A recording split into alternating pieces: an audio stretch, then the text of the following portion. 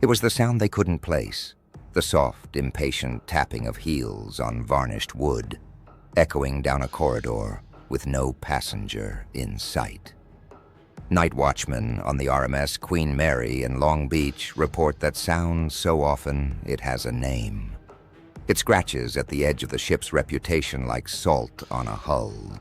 The Queen Mary arrived in port as a veteran of the Atlantic, a luxury liner turned permanent hotel and museum. Built for speed and ceremony in the 1930s, she spent decades carrying strangers across dark, cold water. In 1967, she was anchored forever to a berth in California, her cabins retooled into hotel rooms, her engine rooms and pool left as public curiosities. To most, she was an elegant relic. To others, she was an old house full of memory, and they say, something that would not let its moments go.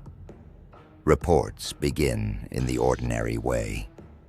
A guest checks into a stateroom. A maintenance crew locks up for the night. A docent finishes the last tour and turns out the lights, and then the atmosphere changes. Visitors tell of corridors that smell suddenly of salt and cigar smoke. They speak of lights that wink like failing stars. Cameras mounted in closed spaces have captured doors closing by themselves, slamming with a weight that makes the building shudder. In the engine room, workers have heard a single metallic clank, the sound of a wrench dropped, coming from a zone no one has been in for hours. On the old first-class pool deck, staff describes small, sorrowful laughter when the pool has been drained and sealed. Hotel guests awake to pressure at the foot of the bed.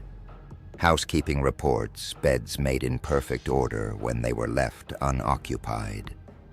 A dozen different people, at different times, report the same impossible gesture.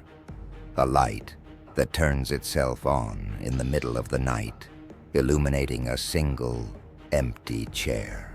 Those accounts drew investigators, from uniformed police called for disturbances, to priests asked for blessings, to television teams that set up banks of gear on the ship's decks. Paranormal groups recorded EVPs, electronic voice phenomena, captured whispers that some transcribers insist say names or please. Thermal cameras have shown cold spots that migrate along a corridor, and EMF meters have spiked without explanation in places with no wiring faults. CCTV footage, archived by the ship's management, includes clips of doors moving and of shadowed shapes passing between columns. Yet official incident reports are largely procedural. Calls logged, broken latch repaired, guests rebooked. Still, the sheer volume of overlapping testimony made the Queen Mary a field site for anyone willing to test the boundary between memory and motion. How to make sense of it all. One thread is the simplest and the most chilling, that the ship carries echoes of those who died aboard her. Crew records and old manifest lists show accidents, illnesses, and wartime casualties over decades, and for believers, those names are a lattice into which unresolved energy can cling. A child, a sailor, a bride, appearing as patterns of sound and sight that repeat in the same places over and over. Another explanation leans on science and psychology. The ship is an old structure with drafts, settling timbers, and surprising air currents. These can cause lights to flicker, doors to swing, and the body to sense presence where none exists.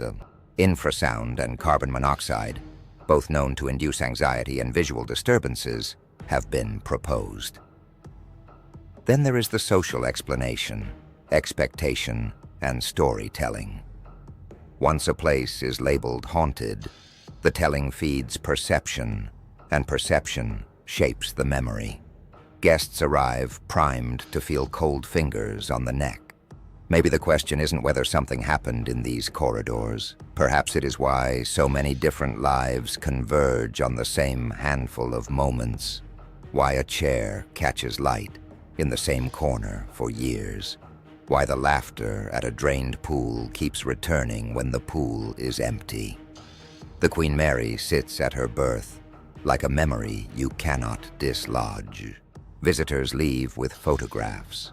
They leave with recordings. They leave with a sense that they have heard voices that do not belong to the living. Whether those voices are the last shivers of a life unfinished, or the predictable mischief of an old ship settling into its berth, the echo is real. And in the quiet, when the last tour boat goes and the harbor fog slips in, those who work the night shift say the tapping begins again, steady as a metronome, counting time that is no longer theirs.